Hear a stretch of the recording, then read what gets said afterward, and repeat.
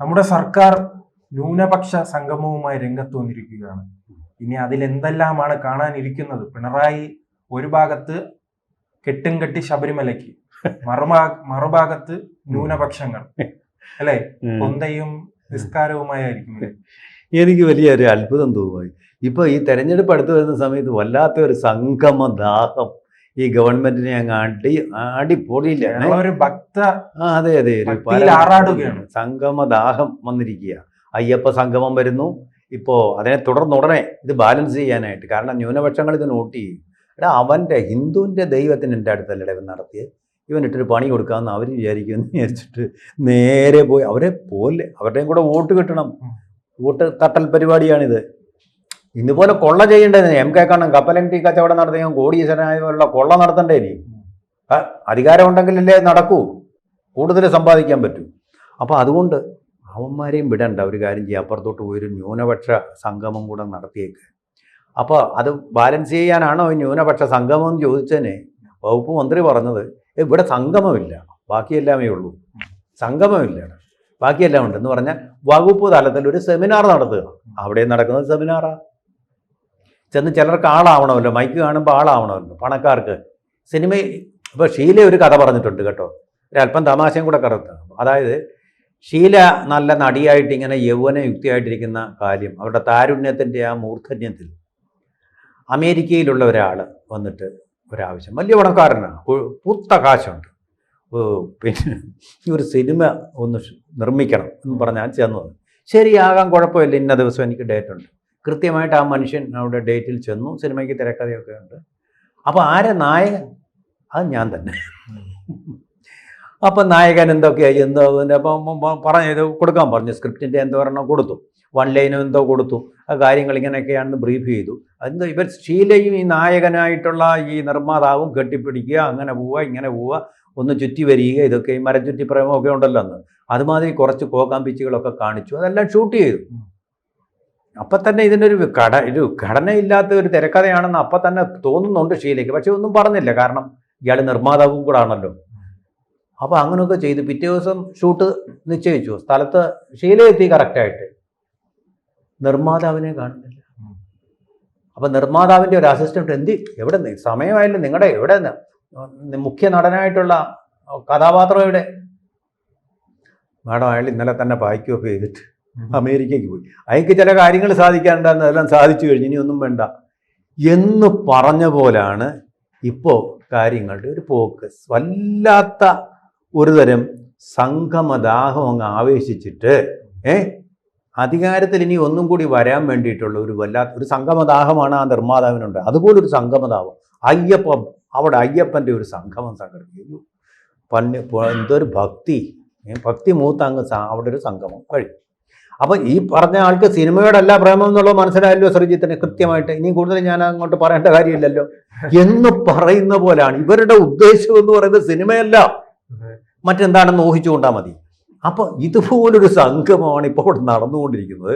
പരിഹാസ്യമായിട്ടുള്ള ഒരു സംഗമം. സാധാരണക്കാർക്കും അയ്യപ്പ ഭക്തന്മാർക്കും എല്ലാം അറിയാം, പാർട്ടിക്കാർക്കും അറിയാം ഇത് പറ്റും. പിന്നെ ഇപ്പോൾ അല്ല, അങ്ങനെ ഒരു കുഴിയിൽ ജനങ്ങൾ വീഴുമോ? അങ്ങനെ ഒരു സംഗമം നടത്തി പിണറായിക്ക് ജനങ്ങളെ വീഴ്ത്താൻ കഴിയുമോ എന്ന് അവർ അത്ര വിഡ്ഢികളാണ് കേരളത്തിലെ ആകസകലം അയ്യപ്പ ഭക്തന്മാരും എന്ന് അവർ ധരിച്ചു വെച്ചിരിക്കുന്നത്.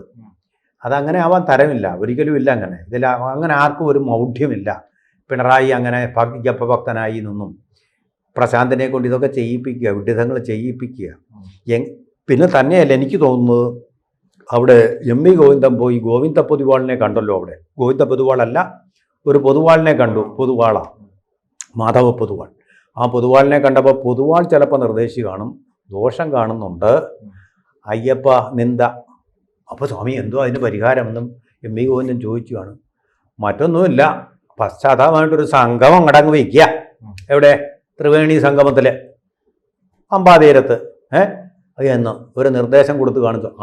അപ്പടിയെ വിളിച്ച് പറഞ്ഞു കാണും, പാർട്ടി പോവും, തോറ്റു പോവും. അതുകൊണ്ട് എത്രയും വേഗം അവിടെ ഒരു സംഗമം നടത്തണം. ആ സംഗമമാണ് ഇപ്പോൾ നടക്കാൻ പോകുന്നത് 20-ാം തീയതി അല്ലേ? അടുത്ത് കഴിഞ്ഞു ഡേറ്റ്.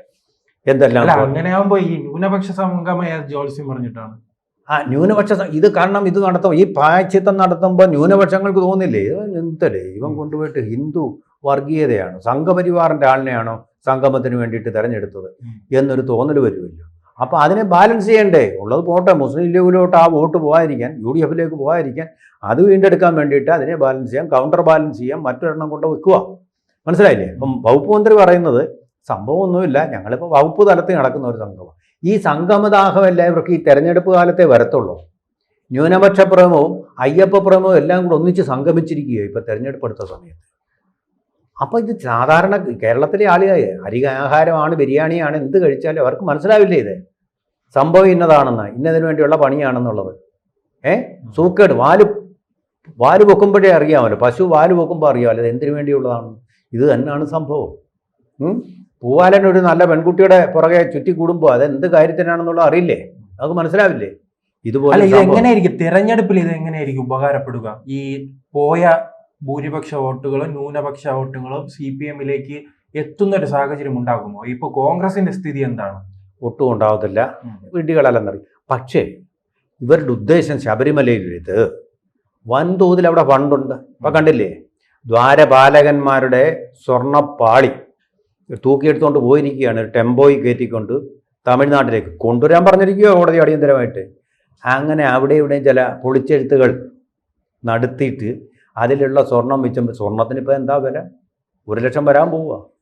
അപ്പോൾ അത് തെരഞ്ഞെടുപ്പ് ഫണ്ടായിട്ട് ഉപയോഗിക്കാൻ, സംഗമത്തിനായിട്ട് ഉപയോഗിക്കാമെന്നായിരുന്നു ഉദ്ദേശം.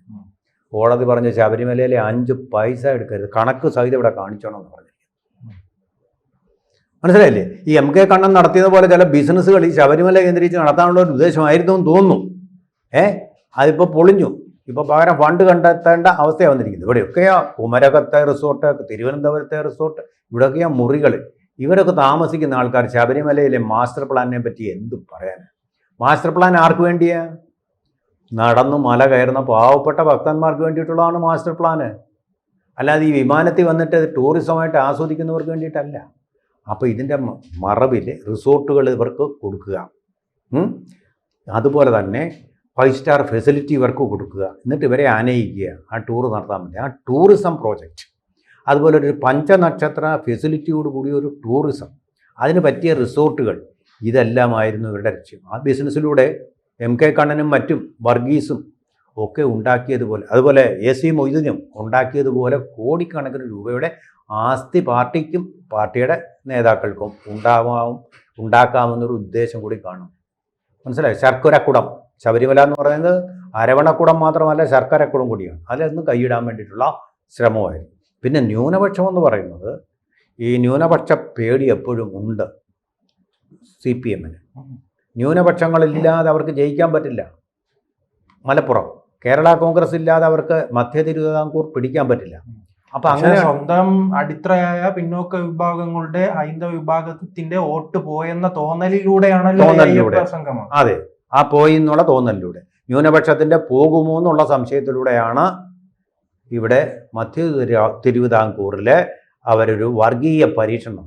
മൊത്തത്തിൽ വർഗീയതയാണ് ഇവർ ചങ്ങാത്തത്തിനായിട്ട് കൂട്ടുപിടിച്ചിരിക്കുന്നത്. അതാണ് സംഭവം.